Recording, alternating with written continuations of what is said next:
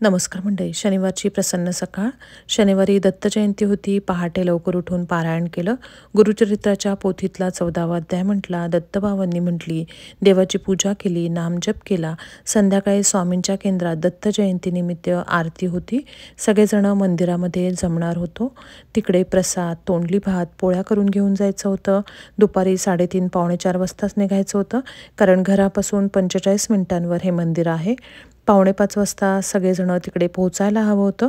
त्यामुळे आधी सकाळी सगळ्या भाज्या स्वच्छ धुवून घेतल्या. त्यानंतर भाज्या चिरायला घेतल्या. मिस्टरांनी पण भाज्या चिरायला मदत केली. एकीकडे प्रसाद करायला घेतला. प्रसाद करून ठेवला. त्याच्यावर झाकण ठेवून वाफ येऊ दिली. त्यानंतर तोंडली भाताची सगळी तयारी केली आणि राईस कुकरमध्ये तोंडली भाताला फोडणी दिली.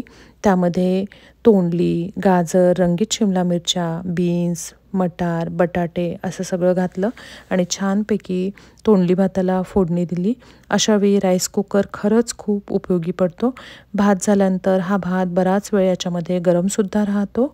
मिस्टरांनी एकीकडे देवाला नैवेद्य दाखवला आणि त्यांनी पारायण केलं आणि सगळ्यांनी मिळून आम्ही आरती केली.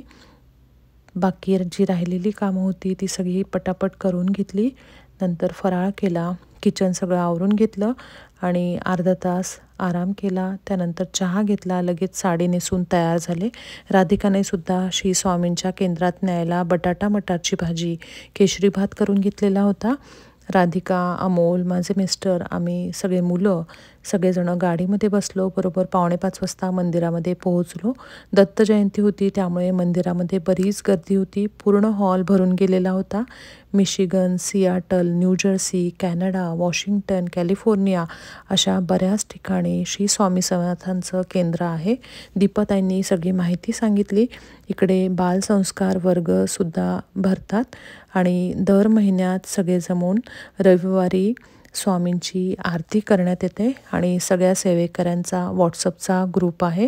जर तुम्हाला हवा असेल तर तुम्ही याच्यामध्ये सहभागी होऊ शकता.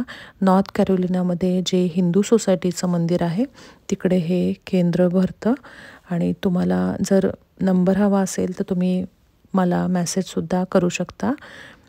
सगळ्यांना तिकडे गेल्यानंतर नित्यसेवेचं पुस्तक देण्यात आलं आणि त्या पुस्तकातलं कालभैरवाष्टक, त्यानंतर गुरुचरित्र अवतरणिका सगळ्यांनी म्हटली. त्यानंतर स्वामींच्या आरत्या झाल्या, स्वामींची प्रार्थना म्हटली, तारक मंत्र म्हटला आणि स्वामींचा नामजप केला आणि सगळ्यांनी मिळून शेवटी स्वामींचा प्रसाद घेतला.